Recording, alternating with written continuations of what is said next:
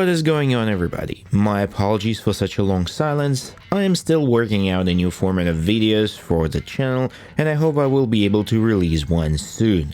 I also found myself playing and recording too much and not editing enough. But meanwhile, promises were made to deliver NG+ Armour tier list. And as I was writing the script for this new video, I realized it is impossible to talk about the Armour tier list in NG+ without addressing engraving tier list first. So here we are. This is my tier list for engravings in God of War Ragnarok NG+. Disclaimer, this video does not include badges that store wronged perks. Starting with D tier engravings that I didn't really find myself using at all, it is a Hunter and Nidavellir engravings. Even though those two armor sets were not the lowest in my original list, the value of those sets were mostly in wrist and waist pieces and stats. Nidavellir chest piece as well as Nidavellir engraving heals Kratos when he stun grabs an enemy. However, if you are playing stun build, you are very likely playing with Stunning Fang, so you actually want to avoid performing stun grabs. So even if you have required vitality, you very likely can find a better option for an enchantment slot than Nidavellir one. And God forbid you boosting your vitality just to get this one working. Similar goes for Hunter set and engraving. Hunter's chest engraving provides buff to range damage when you stay enough time in aiming mode. Armor was good because it increased range damage from wrist and waist, and because of a very decent strength stat. But the chest perk for me was always an odd one. Playing on higher difficulty, enemies are so aggressive that they will rarely allow you to stay in aiming mode long enough and not get hit. So, even though unlike Nidavellir engraving this one has no stat requirements, I still never found a place for it. Lonely sitting in C tier is Radiance engraving. Runic boost provided by this perk when performing last second dodge is actually quite nice, however performing last second dodge is marginally riskier than simply rolling. And in my opinion, this risk isn't worth the reward if the reward is only this boost. Story is very different if you use Black Bear armor or Alfheim enchantment set or Radiance wrist and waist. Basically, if your build is promoting playstyle with last second dodges, then this engraving is something worth looking at. It requires 240 runic to be active, which is kinda mid-range, so if your build is more focused on strengths, you may have some trouble making it work. In B tier, I collected all the engravings I thought about when I had some vacant slots in Amulet. Rarely any of those became critical to the build for me, but boost from those could be a nice addition. First, I would like to cover Fallen Star engraving. Fallen Star engraving as Fallen Star chest piece reduces damage taken during runic attacks. You won't see me using it in my videos because I am trying to upload cleaner gameplay, so the video, whether it was voiceover or not, is more visually pleasing. And obviously that means I am avoiding getting hit as much as possible, which diminishes the value of this engraving. However, when I'm playing like no one's watching and allowing myself to be slightly more careless, this engraving starts getting the way into my build. Runic attack animations are long, some of them you can't cancel, like Tame the Beast, so this engraving actually helps a lot. Guiding Light engraving has a chance to boost one of your weapons on a hit. While Guiding Light is one of my favorite sets, this is definitely not because of a chest perk. It does motivate you for weapon swaps, which is fun in some cases, but in some cases it will just upset your flow or be in contradiction with Vaporized Frost Extinguished Flame. As a chest piece, it still was a good choice as the highest luck stat in the game, which obviously does not apply to the engraving. It requires 290 luck, what is not a small number by any means. But if there is a free slot and you have luck requirement fulfilled, I don't see why not. Even if you don't swap the weapons to the boosted one on purpose, occasionally it will hit into the weapon you are using, and it is enough. Next, I have Fatebreaker engraving that boosts your strength, runic and luck on rage exit. If you play Rage Vitality build, it's must have, but even if you don't and use Rage only occasionally, it is a good one to fill in the slot. Because rage interrupts enemies around, you are guaranteed to land a couple of hits after using it, which makes this engraving very compelling. However, the requirement of 210 vitality could not always be fulfilled, and if your vitality is not there, I would say it is not worth boosting it just to get this engraving working. You know what doesn't have scare requirements? Vidar's engraving. It requires 350 strengths, and let's be honest, if you don't have 350 strengths in NG+, you're in trouble, so practically no requirement. It gives a chance to boost your strengths on combo finishers hits. I love Vidar set, and I think this aim for finishers gameplay is quite fun. It motivates you to use the dodges instead of rolls, quick parries, so you do not interrupt your combo, but I acknowledge that it may not be fitting in any playstyle.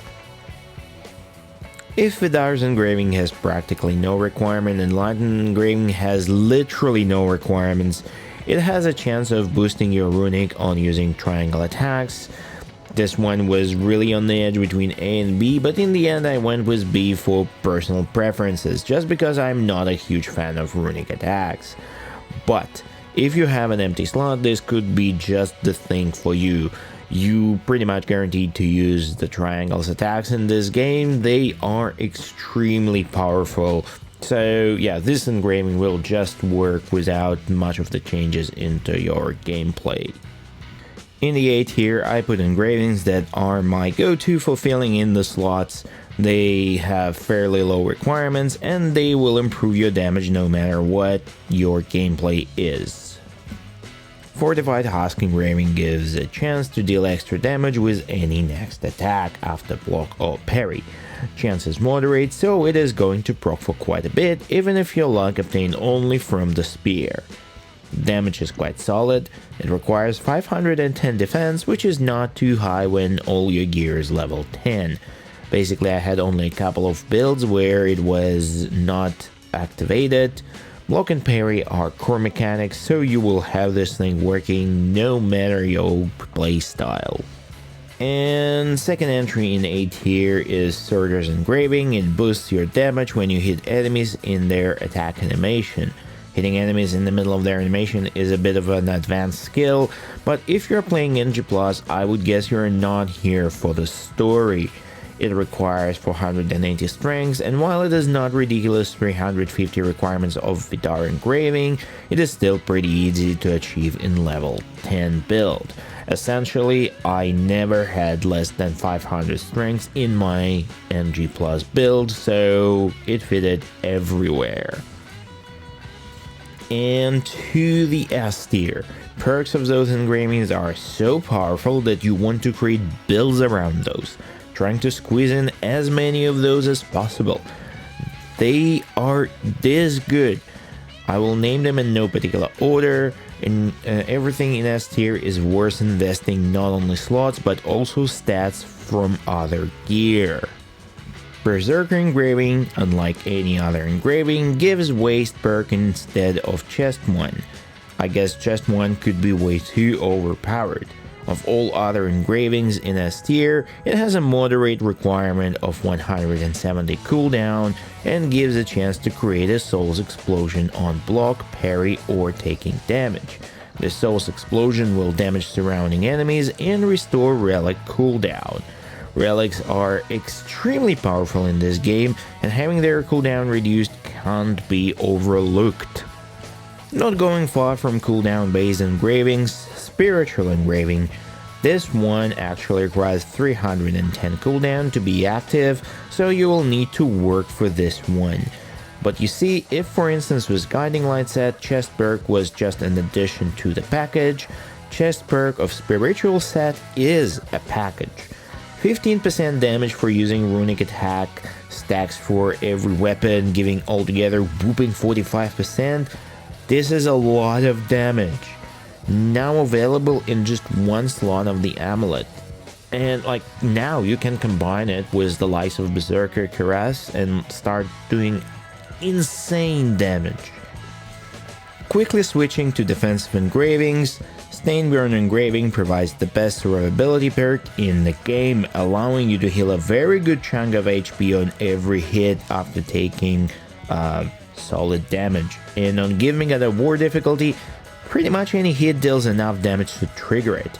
Add to it some rapidly hitting runic and you will be unkillable.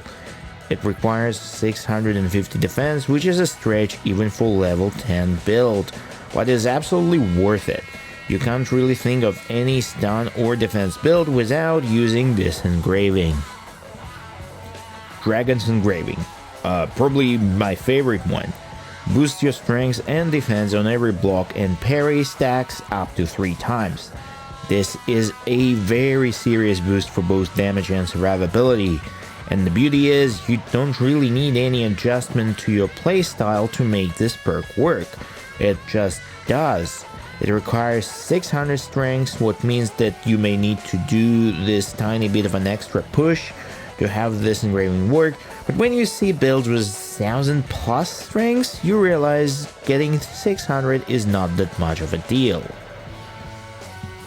Last 2 engravings are kinda worth a separate tier. There is no engraving that impacted meta more than Mani or Lunda engraving, but we are going to talk about it in an Armour tier list video.